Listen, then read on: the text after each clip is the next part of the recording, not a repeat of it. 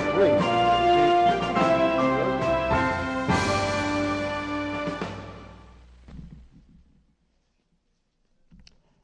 Good evening, everyone, and welcome to the Speakers and Leaders Hour, the TV show that comes into your home once a month on first Tuesdays from 7 to 8 p.m. And we're here to talk about leadership skills and communication skills. And that's using two different organizations that we belong to, and that would be the Toastmaster program as well as the American Institute of Parliamentarians. We'd like to divide our program into two sections and highlight both groups over the course of the next hour. Now remember, this is a live show, so if you want to reach us, you can call us at 422-3902, and we'll get you on the air. And if you have a question or comments, or perhaps you know someone on the panel, we were talking just a few minutes ago, wondering how much of an audience we actually have out there. So the first one calls in, will be number one, and then the next one will be number two, and so on. So that way we can tell this evening just how many are here listening to us. We're going to talk about Toastmasters first. I mean, we all belong to the organization and all have feelings for it because it has made such an improvement in our lives. The last couple of months we talked about different aspects of public speaking, whether how you prepare your speech, what to do with your audience, and so on. And I thought tonight that we would just ask a few questions of our panel. And by the way, I should introduce that panel. They are all esteemed as leadership members of the Fort Wayne area. That's Division B. First person I'd like to introduce is Tom Haller. And Tom is an area governor. He's Area 24 governor. Served in that capacity now for the second year in a row, having done it also in the past. And he's also a club president. And he's an all-around good guy. Now the next person I'd like to introduce is Patricia Knaebe, and she serves as Division B Lieutenant Governor. And so she has all the clubs in the Fort Wayne area under her wing, and she's there to help them and guide them and help them grow. And the last person on the panel is the highest ranking Toastmaster in the room, and sometimes he's quite rank. And that would be Bob Norris. Bob serves as Lieutenant Governor of Education and Training. I have to say that is the second highest level here in District 11, and he, next year, if all goes well, will be our district governor. So we're very pleased to have this panel of people this afternoon to talk about the organization. I thought I'd ask a couple questions that are most commonly asked by people, and then let our panel talk about the various questions that are being asked. Number one, I think, would be what can a person expect when they go into a Toastmaster meeting? And Patricia, would you like to answer that? I'd be happy to answer that for you, Dave. What a person can expect from going into a Toastmaster meeting is, first of all, to be greeted very warmly by the officers of the club and also by the members of the club. A person visiting a club for the first time will be given information about Toastmasters and information about that particular club. Also, that potentially new member will be invited back, and also, if that person would like to, will be asked to participate in aspects of the meeting, such as table topics. Now, certainly, a visitor coming into a club does not need to participate on any level, but sometimes a visitor will stand up and say, let me take a crack at this, I'd like to try this, and jump in and participate in table topics.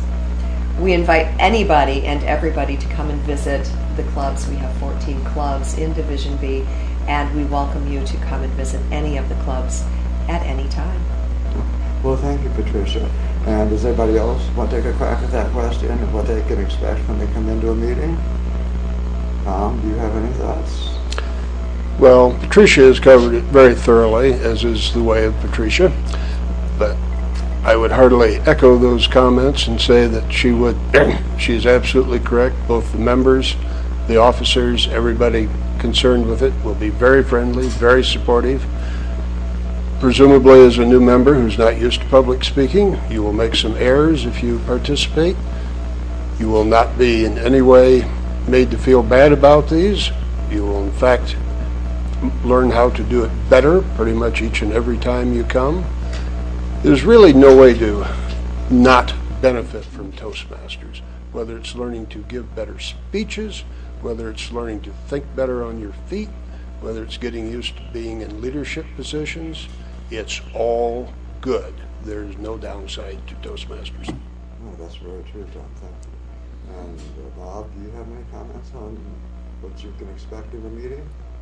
Well, I would like to agree with Patricia and Tom that basically when you go to a meeting, they're structured the same, but it's just different depending on who's there. It's just like any other group. We follow the same structure. It's always friendly.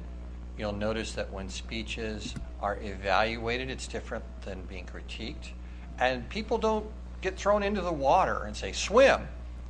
When they join, they will have a mentor assigned to them. And that mentor is like their big brother or big sister. They help them to get a good start, help them to get along.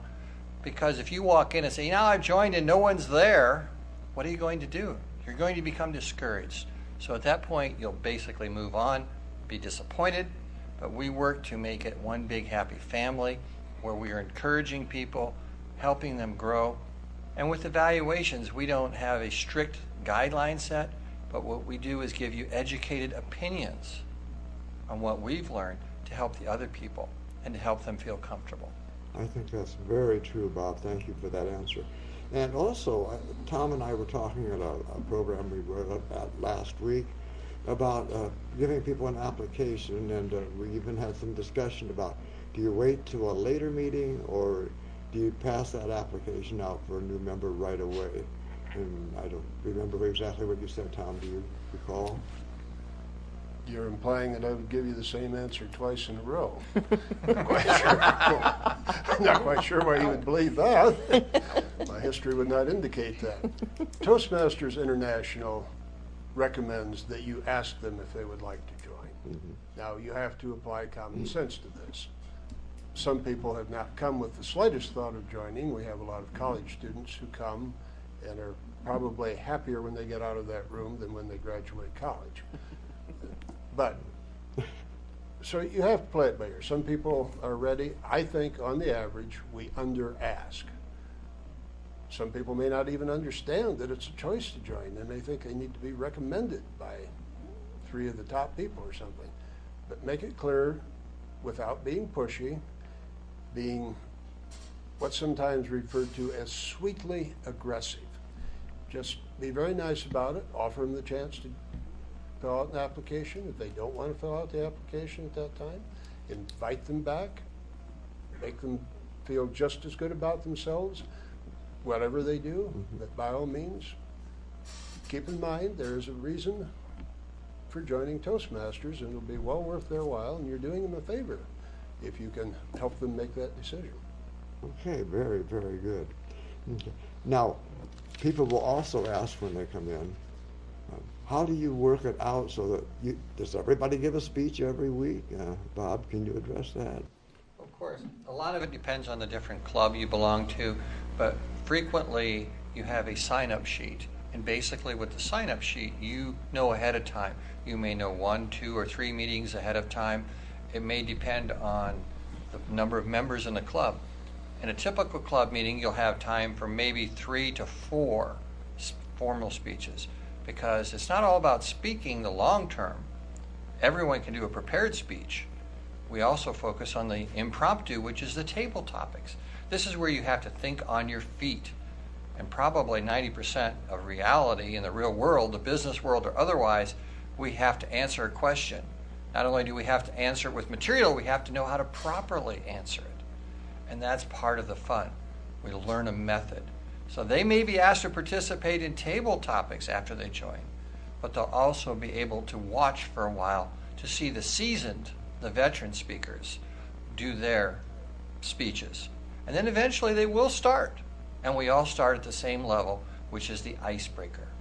this not only gives the new speaker a chance to break the ice, it also gives us as the members the opportunity to get to know a little bit more about that new speaker.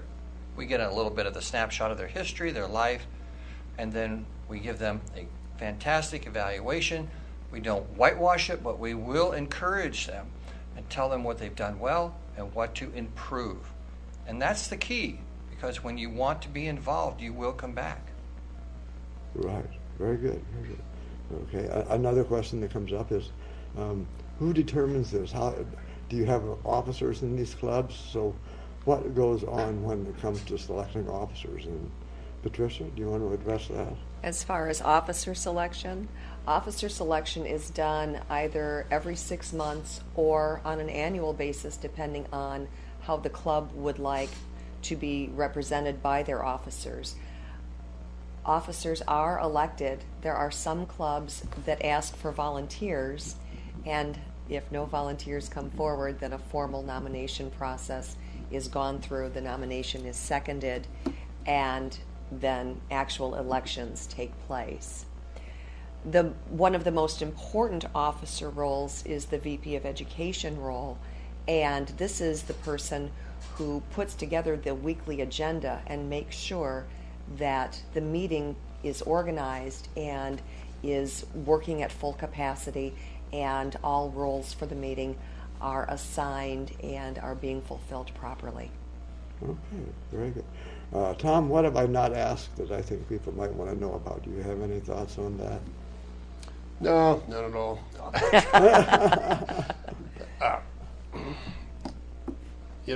There are 1,000 questions people have. It's open to everyone. I think long before I joined a lifetime ago, certain groups were excluded, but women, people of all races, handicapped people. There are special programs called gavel clubs for very young people, people who are in prisons, people who are otherwise restricted. There are clubs that are expressly for people within a particular factory or other special unit. There are clubs just about for anybody that you might think of. Communication is central and key to every living person, and Toastmasters does an excellent job of addressing that across the board, no matter what your precise need is. Wow. Okay. Well, thank you, Tom, and thank you all for answering those questions about your introductions to Toastmasters. And now we're going to get into the speeches for this evening. We are calling tonight's program Speaker's Choice. They get to pick the topic they're going to talk about, and they can entertain us, inform us, inspire us, whatever they particularly want to do. Our first presenter is working out of the basic manual, project number 5. Your Body Speaks is the title of the project. And as for talking about this person, to tell you a little bit about him, I have to tell you, he says, surprise me. So I guess I can just say anything about him I want. I can tell you that he's not a Democrat.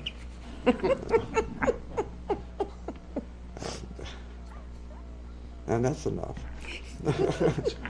His speech title is Communication Without Words. Please welcome Lieutenant Governor of Education and Training, Bob Norris. Thank you, Mr. Toastmaster. Thank you again, Mr. Toastmaster. Fellow Toastmasters and most honored guests at home. Wow, I may have lost half the crowd with the statement. I don't know. Communications without words. No, that doesn't mean you're telling someone to take a hike. It doesn't mean you're giving them half the peace sign. Or does it give it anything that you would not want to share? But studies indicate, in particular, Prince George College, one of the professors there suggested that 60 to 70% of our message is non-verbal. It's not what we say, it's what we do. Do we make good gestures? Do we lean forward when we're listening to someone and acceptance? Or maybe we lean back, or we put our heads on like this and back on our head like, yeah, right. Or we put a lid on it. What do we subconsciously tell the other person or the crowd? Our face. When we're getting up Giving a message? Are we smiling? Are we open? Dave Wilkins does a fabulous job of that. He has taught himself how to be able to smile very well. Others have difficulty. Somebody might be giving you a positive message, but they're giving to you with a frown. What are you believing? What they say or the look they give you? Eyes, attentive eyes, not a stare down, but making eye contact with the crowd, with you folks at home. Shows I'm interested. If I talk about being interested, but I'm over watching the wall, I'm over watching this, or looking at the people in the hallway, do you really think I'm interested? Probably not. Gestures. Am I hanging on the lectern? Are my hands in my pockets? Or am I using simple gestures to help you learn, to bring you in?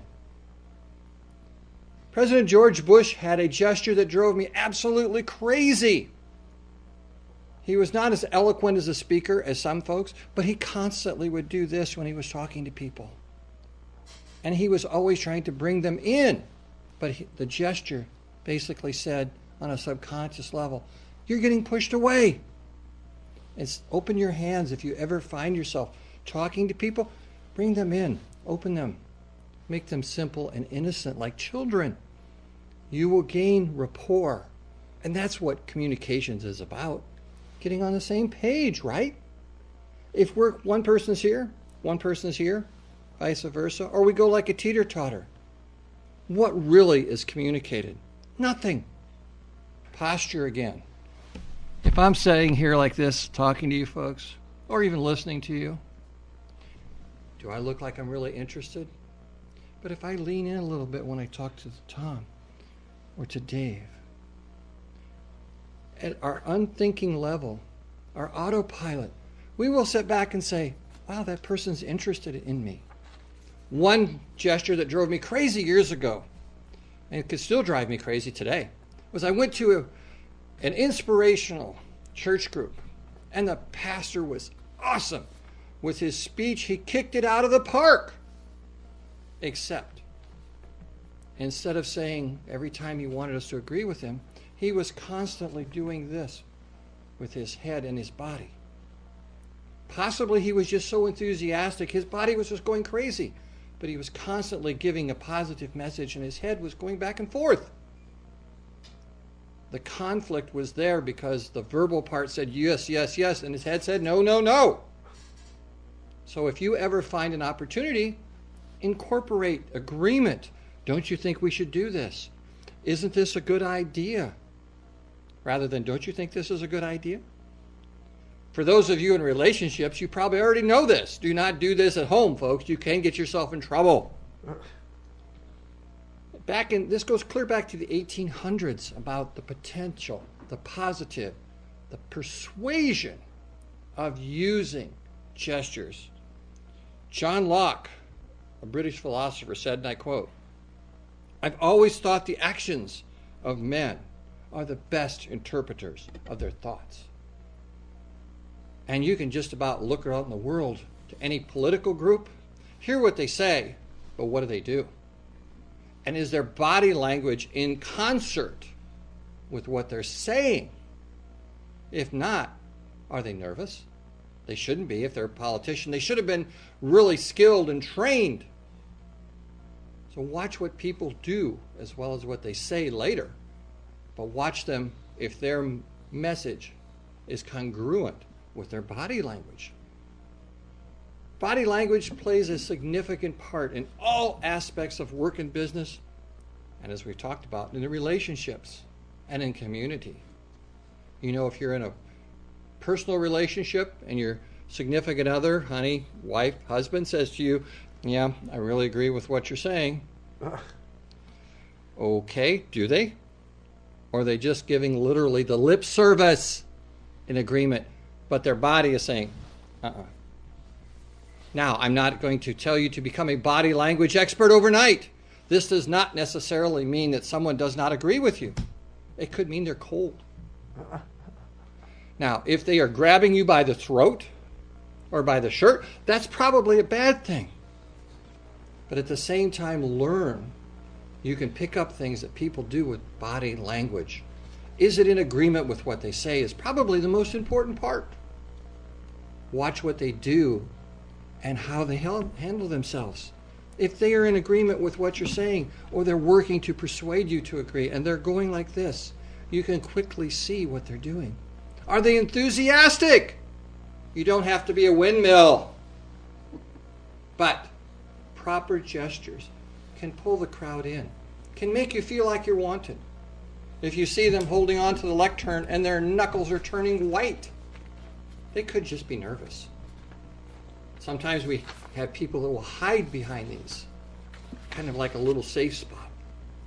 We can't do it here tonight, but when you have the opportunity for public speaking, step out.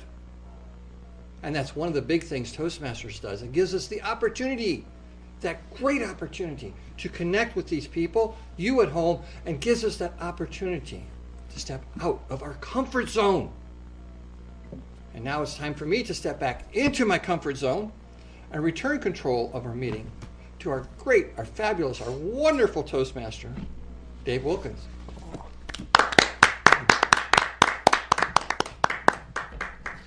All right. Well, thank you, Bob. Thank you very much. You did a great job. It's a wonderful speech.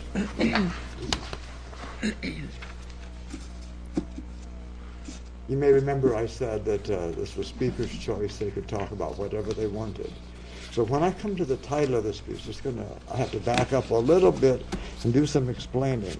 So we were privileged to hear this young lady speak last evening, and it was a terrific speech that drew every one of us in. And Patricia tonight is speaking from our basic manual, project number 10. She wants to inspire us.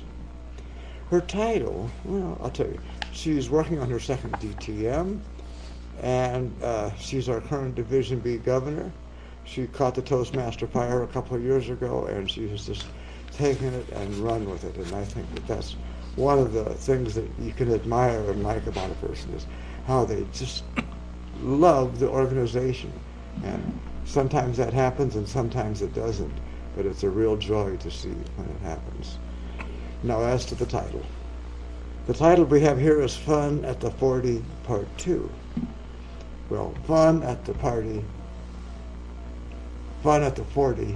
last night, Part 1, was the introduction to going to a 40th class reunion, and she talked about everything last night but the reunion itself. And she said last night, and I quote, "And if you want to hear what happened at the reunion, you'll just have to listen to the speech tomorrow night." So here we are with Fun at the 40, Part 2, Patricia Knaebe, Division B Governor.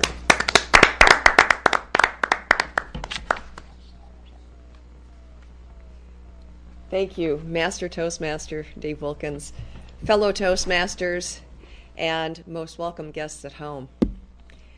Fun at the 40, Part 2.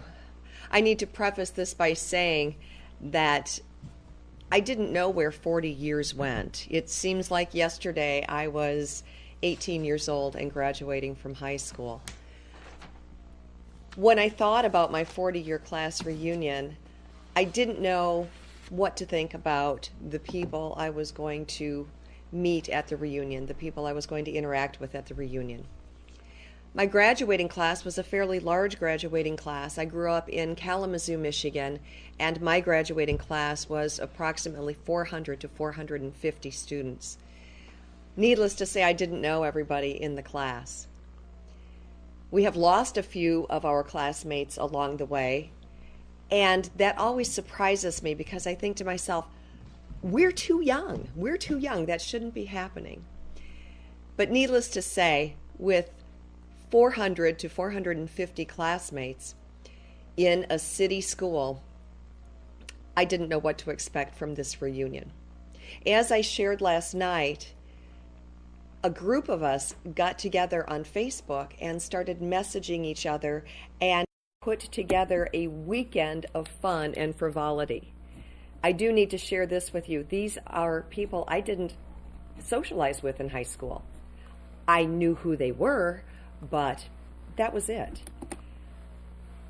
And like every high school, our high school had cliques. And I was concerned about how the cliques would play out at the reunion as well. I didn't know if the cheerleaders would still hang with the cheerleaders, or the jocks would hang with the jocks, or the hippies would hang with the hippies. I didn't know how that would play out. But needless to say, I went with an open mind, and I went with a feeling of hope and anticipation for having a good time. I have to tell you at this point, I did drag my husband along, and my husband and I were not high school sweethearts. He knew nobody at my class reunion. He was going in blind. And as excited as I was for this event, I was a little concerned about how he was going to handle the fact that I was going to leave him alone at the reunion and I was going to socialize. But thankfully, my husband is a good sport, and he put on his game face. He made some of his own friends, and we had a wonderful time. Before the reunion, a group of us got a house in Kalamazoo and rented this house for the weekend. And as I said, it was people I didn't even know, and we got to know each other through Facebook and through this weekend we spent together. It was a wonderful time. When we got to the reunion, we sat together. However, I immediately got up and started perusing the room for people I knew in high school. Imagine my surprise when I came across a lot of people with gray hair and a lot of men with no hair. Unfortunately, there were times that I would have to look at the name tag on the lapel to see who it was I was talking to. Literally, there were a few men who came up to me and said, "Pat," I was called Pat in high school, "Pat, it's been so long." And I looked at them and I said, name tag, name, "Greg, it's so good to see you. Where did your hair go? What happened to that head of hair?" Because in the early to mid 70s, most high school boys had hair that was at least down to the collar, sometimes beyond. And it was a little bit of a shock to me to see all of these gentlemen grown up, a little bit paunchier, as I said, a little grayer, and some of them without sporting hair on the top of their heads. Needless to say, we had a wonderful time at the reunion. I talked to as many people as I could. We had about 100 people come to the reunion, and what I found interesting was the fact that all of the lines that had divided us in high school were gone. The cheerleaders talked to the non-cheerleaders. The jocks talked to non-jocks. All that we went through in high school with the cliques and the angst of growing up was gone. And I found that to be a wonderful part of the experience. As a matter of fact, I found it very inspiring to go to that reunion and see, finally, the lines that divided us in high school were down. The walls were gone. And I thought to myself, wouldn't that be great if all students could have a crystal ball, look into the future, look at their 30th or 40th reunion, and see that all that matters in high school disappears by the time you hit middle age. And I was inspired by my husband's willingness to go along with me and be a willing participant in this crazy weekend where he knew nobody, and he managed himself wonderfully. He made new friends. He had a good time. When we got home, he said, "This is one of the best weekends I have ever had." As I was inspired that weekend, I hope to inspire others to think beyond the borders of your perceptions. Think beyond what you believe is real about other people in your lives. Think about the friends that maybe you had in high school and people who weren't your friends in high school. And reach out to those people who weren't your friends and develop new friendships, develop new relationships. If you are on Facebook, my action item for you is dig out, do a search Find a name of a friend from high school or an acquaintance from high school, somebody you didn't know. Friend that person on Facebook and spend a little bit of time private messaging each other to get to know each other. It's a very interesting experience. It's a very eye-opening experience, and it's one I am so grateful I had in my life. Master Toastmaster. Well, thank you very much, Patricia. Very interesting, and as you said, it would be inspirational, and indeed that it was. Okay, we're going to have one more speech, and then we're going to take a break. So I'm giving that as a heads up to the booth. But first, we want to hear from Tom Haller, speaking from the Basic Manual, project number 4, which is Get to the Point. And he is going to, tonight, share with us some information about all of his experiences, because as you know, we've already said that he's an area governor in Area 24. He's the president of Club 666, the Bob Lyman Toastmaster Club, and he also was president of the Parliamentary Club. With his speech entitled, Club, what does what does the new Toastmaster year hold? Tom Howell. I can't believe I messed that up so badly, Tom. Mr. Toastmaster, fellow Toastmasters, there's a little more to that story. I had messed it up before he ever saw it. No fault there. And Patricia, I want to just point out one thing. I don't know if your evaluator picked up on this or not, but it's going to be really hard for you to convince us that you're 29. Before, easy peasy. No more. All right. As an area governor, our year in Toastmasters starts July 1st. Many corporations have a year that starts sometime other than the 1st of January. And Toastmasters is no exception, so we're right early on in the new year. I intend, for my part as an area governor, to do a better job this year than last year. I set the bar low, so it'll be easy to do much better this year.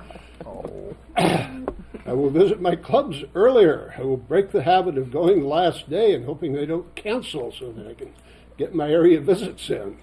I was very fortunate last year, but fortunate was the word. It was not due to any great planning. I will hope to visit the clubs oftener. I will hope to impart greater wisdom to them. I will hope to teach them some parliamentary procedure. That is something which seems to be terribly lacking in many cases. Some cases they've got it down in pretty good shape.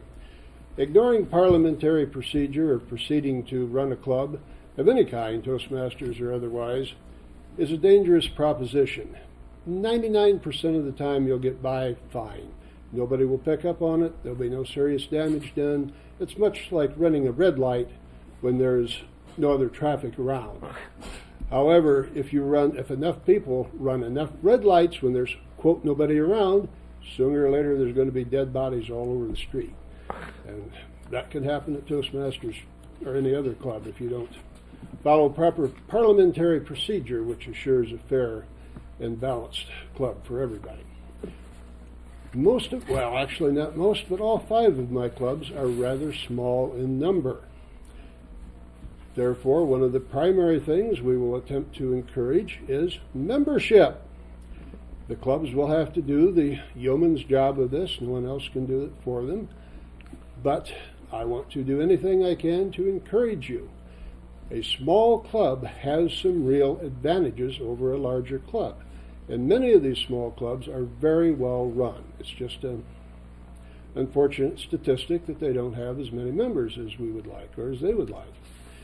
Think about it. If you're a member of a small club, you will probably get to speak exactly as often as you want. If you want to speak every meeting, then you will probably get to speak every meeting. If the club meets weekly, think how quickly you would get through your 10 books, raise up rank to rank. You'd be moving right along at a furious rate there if you were sufficiently dedicated to do this. I would also point out that you would also have plenty of opportunity to fill out your leadership manuals. Your Competent Leader manual involves doing all kinds of things like being Toastmaster, timer, etc., etc. You could do this easily every week. You can only count one thing every week, but surely you would have, in a small club, a chance to do one of these tasks, and probably more, every solitary time the club met. Very good opportunity to grow quickly in Toastmasters.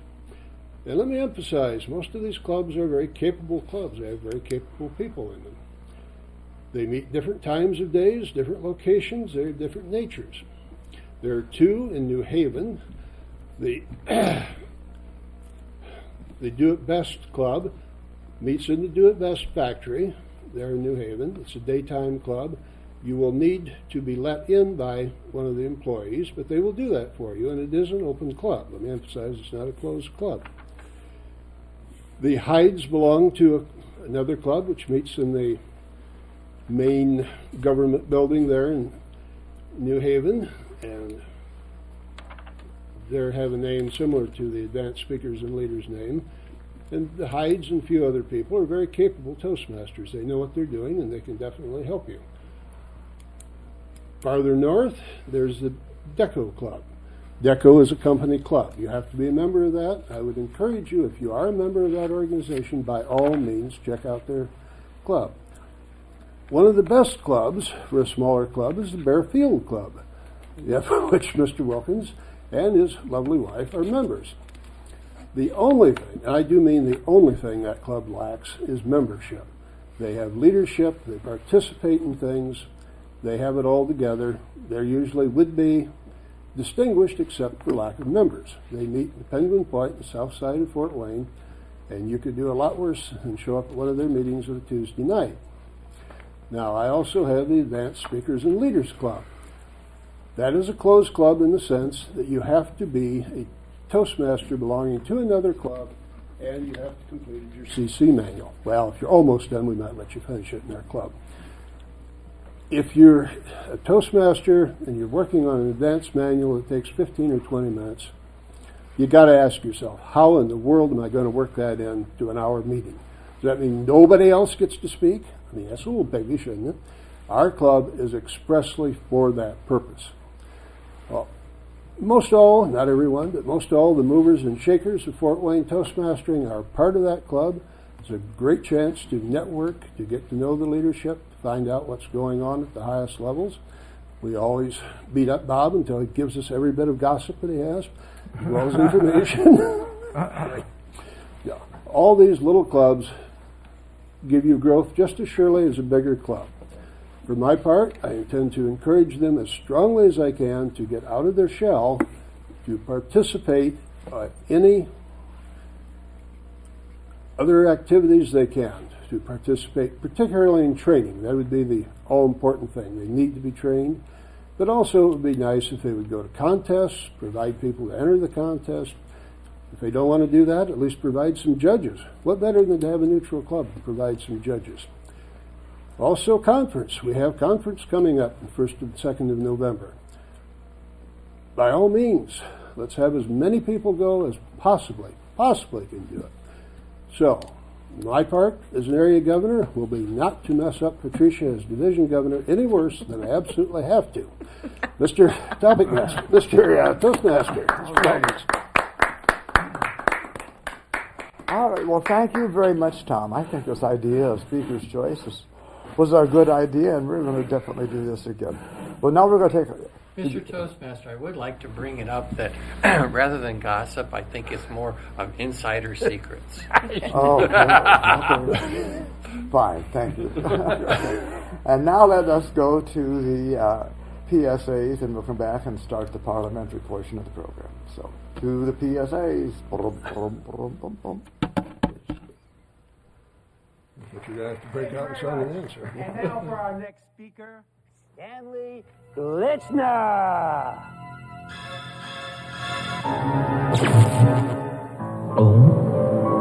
Nomine Patri et Filii Spiritui Sancti. Speaking in public doesn't have to be a death sentence. At Toastmasters, we can help you overcome your fears.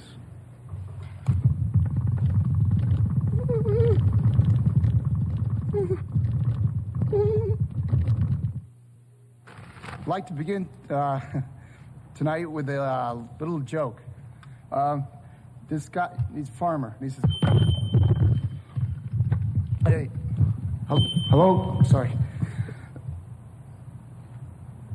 But seriously, folks. Speaking in public is no joke. Doctor says, chicken says. For help, call Toastmasters, the public speaking support group. The chicken. All the education in the world won't help you get ahead in life if you can't express your ideas effectively. Every day, competition for advancement gets tougher and tougher. You need an edge. A Toastmasters club can give you that edge. A low-cost learning experience for men and women. Toastmasters gives you the confidence to express your ideas to anyone. Get the Toastmasters edge.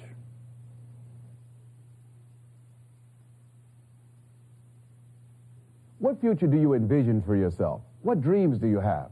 If you want your dreams to come true, you must have confidence in yourself and your abilities. A Toastmasters Club can help you build that confidence. A low-cost learning experience for men and women. Toastmasters shows you how to express yourself clearly and effectively. Make your dreams a reality. Join a Toastmasters Club.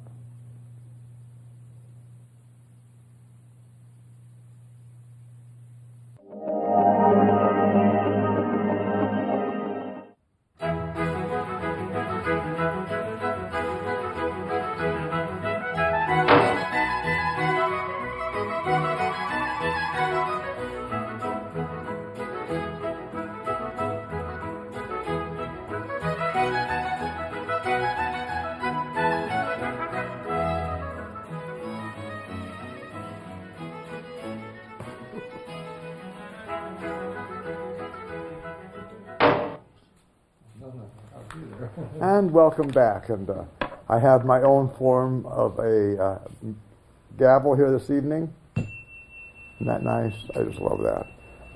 Anyway, before we leave Toastmasters, I want to talk about something that our Anthony Wayne Club is doing, and I believe a lot of clubs are. This just happens to be a really nice example. It's a visitor packet for anybody that comes to see what we do. And we give this to anybody that walks in the door. It has an application form, hint, hint, hint. It has a history of our Anthony Wayne Toastmasters. It has a Toastmaster magazine, and then it has some Toastmaster flyers and promos to tell you a little bit about the organization. Aside from that, it also has a name tag that you can fill out and wear while you're at the meeting. And we believe in giving something to somebody when they walk in the door. It makes them feel good, and it sort of sets them on their Toastmaster career.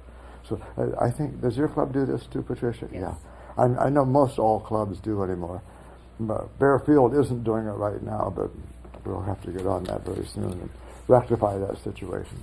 So if you come to a Toastmaster club, especially Anthony Wayne, that's on Thursday nights, and that's at Ivy Tech. You get one of these and learn more about the organization firsthand. All righty.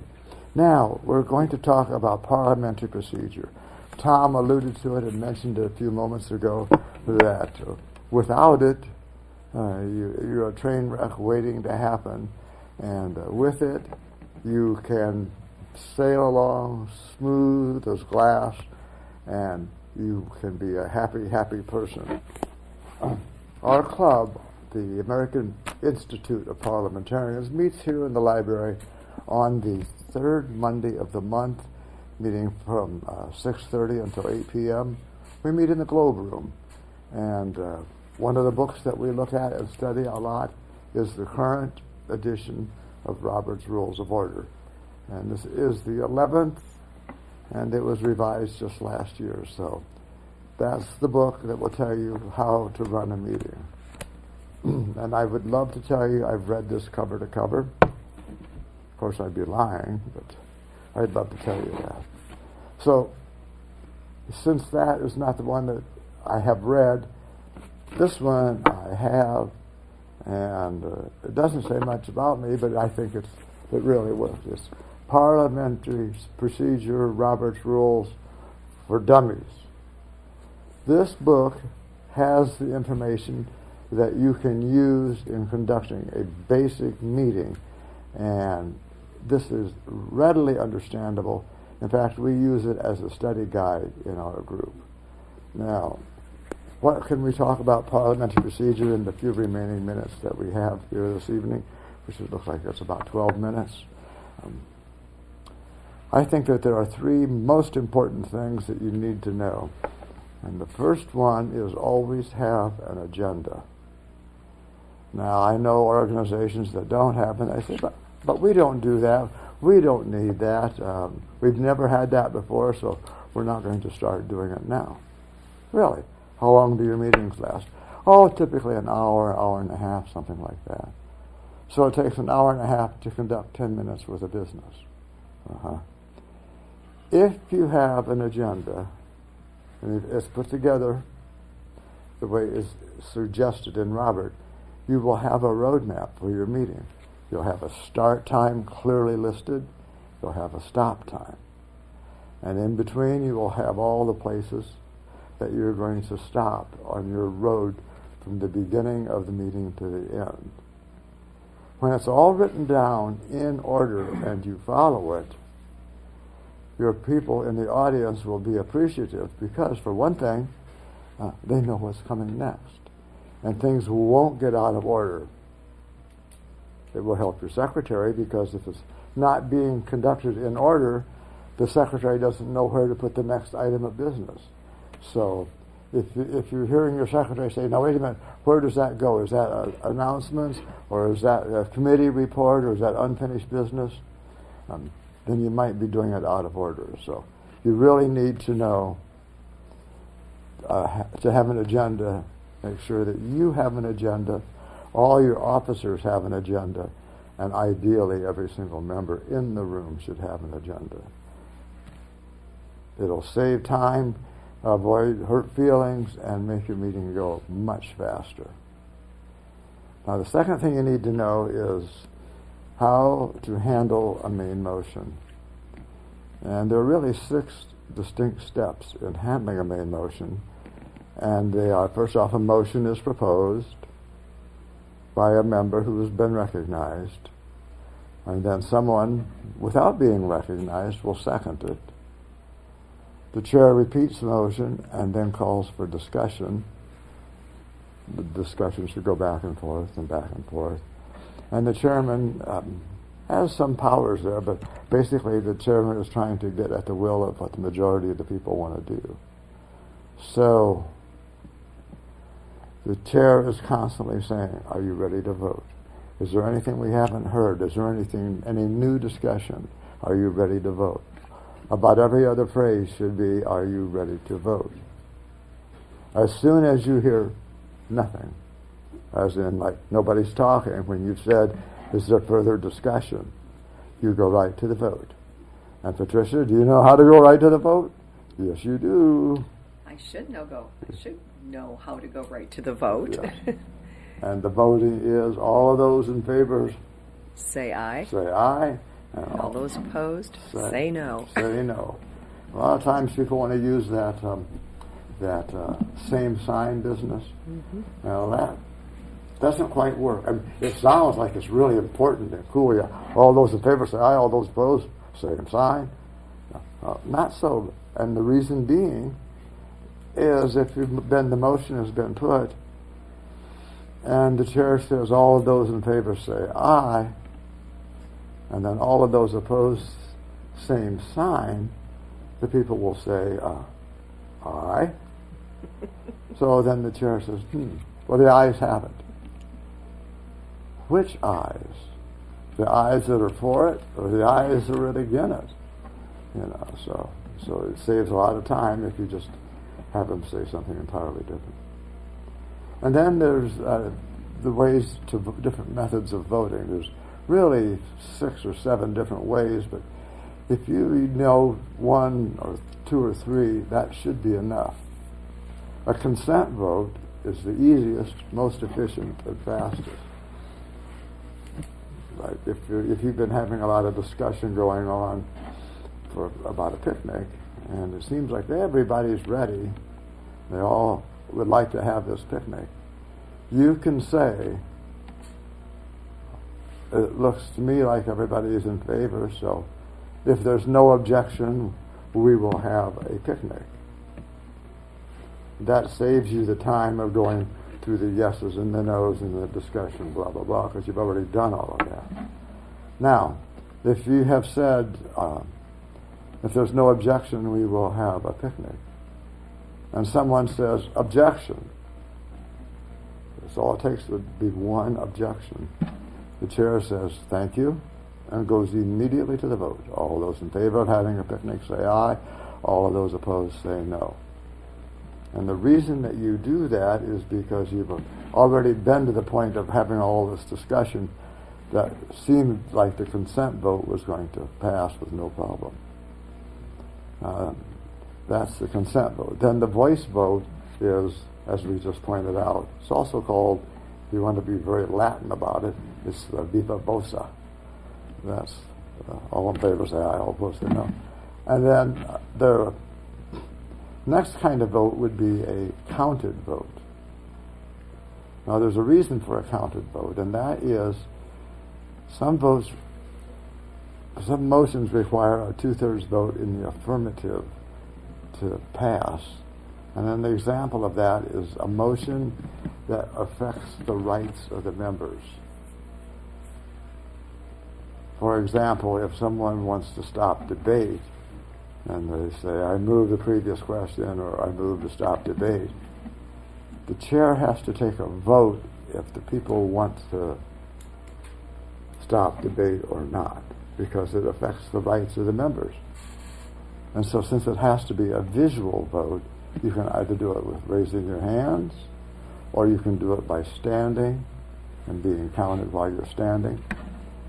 Or there's one that's real clever, it's called a counted standing vote, and that's where all those in favor will stand, and then as you sit down, count down.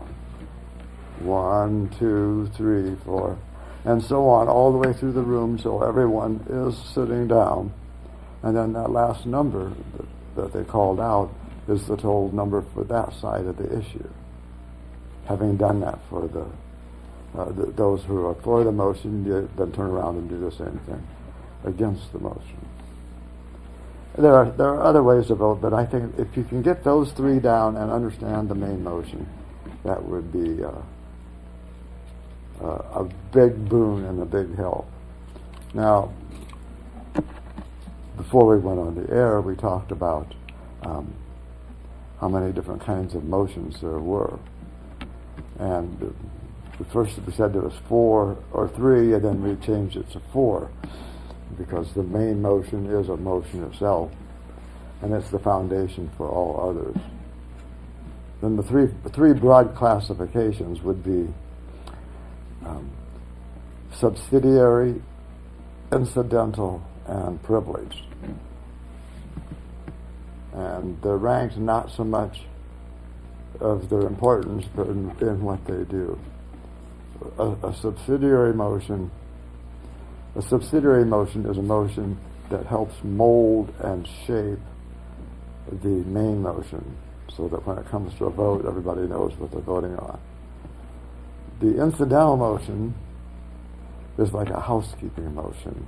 It's something that arises out of the business being conducted, but isn't actually the business itself. It's some housekeeping event. Maybe you want to read a letter, perhaps you want to determine how you're going to take the vote. Those are both examples of incidental motions. And then privileged motions are the highest ranking, and they have nothing to do with the decision-making process at all. The only reason for the privileged motion is for the health, welfare, and well-being of those who are in the audience. And that would be like to take a recess, to adjourn, to take a break, the orders of the day to get back to where we are supposed to be. So those are the 3 broad classifications. And if you were to come to our parliamentary meetings, you would find us practicing these and debating them. And I know it sounds horribly boring, but it really and truly isn't. we have a good time, and it is an entertaining hour and a half that we have. Okay, and we're down to the last few minutes here, and I oftentimes would like to ask people for their opinions on the last few minutes. Okay, Patricia, how was the evening for you? Do you have any comments for us? I think it was a wonderful evening, and I would just like to say that anybody who is interested in coming to the American Red Cross Toastmasters Club, we meet on Tuesdays at noon. We are an open club. We are open to the public. We meet at the American Red Cross building at Coliseum Boulevard and California Road. Please come and join us. We have a great time. Wonderful meeting, Dave. Thank you. Oh, thank you. And Bob, do you have any final thoughts for us this evening? Well, I would say that it's been a great evening. I thank Dave and all of my friends for participating. I belong to Bob Lyman Club. We meet the second and fourth Mondays at the Northcrest Pizza Hut. We meet, I would say, be there by about 6 o'clock, so you have the opportunity to do the pizza buffet. We are done by 8 o'clock. I also belong to Smoky Montgomery, which is the second and fourth Tuesdays, and we meet in a conference room off the cafeteria at Lutheran Hospital. Same basic structure. Again, the difference is the people that are involved. Each club is a great club, depending which is closest to you. Come and visit. It's free to visit. And if you win and if you join, it's very low cost. You get a lot more for your money than with most places. Right. Thank you, Bob. Tom, your final thoughts for us tonight. Well, my final thoughts would echo those of my colleagues. I think it's been an excellent meeting, which is not unusual. Dave does a very, very good job as producer and as well as Toastmaster. To push my other club, which I belong to, some of the others have already been pushed. I belong to Anthony Wayne, which meets at room 1550 on the South Campus of the Ivy Tech. It's a large club. It's been President Distinguished for a number of years in a row. We have good technological equipment there. You can do PowerPoint presentations if you want. It's a classroom setting. It's a little different than some of the other clubs, but we're a lot of fun and people seem to keep joining us. We've had 2 join last Thursday. So by all means, join the crowd. Come to Anthony Wayne. There you go. What a great promo, Tom. Thank you very much. I'd like to talk about next month, September 3rd, which is the day right after Labor Day. And that night, there's a very good chance that we will have 2 clubs, the Advanced Speakers and Leaders meeting here, along with Bearfield Toastmasters. So tune in next month on the 3rd at 7 o'clock in the evening for a great program. I'd like to thank Robert Boyd, Dawn Rizwan, Dennis Osborne, Marty Stern, and Zach for being here this evening, all helping us get on the air. Thank you guys. You've done a fine job. I'd like to see you all back here next month. And for all your meetings and all your Toastmastering, may you have good and successful meetings. Until next month, God bless. Bye-bye.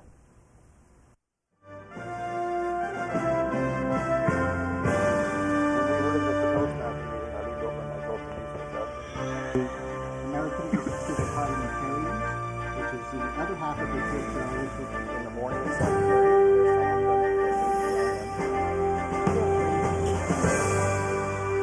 Very clean.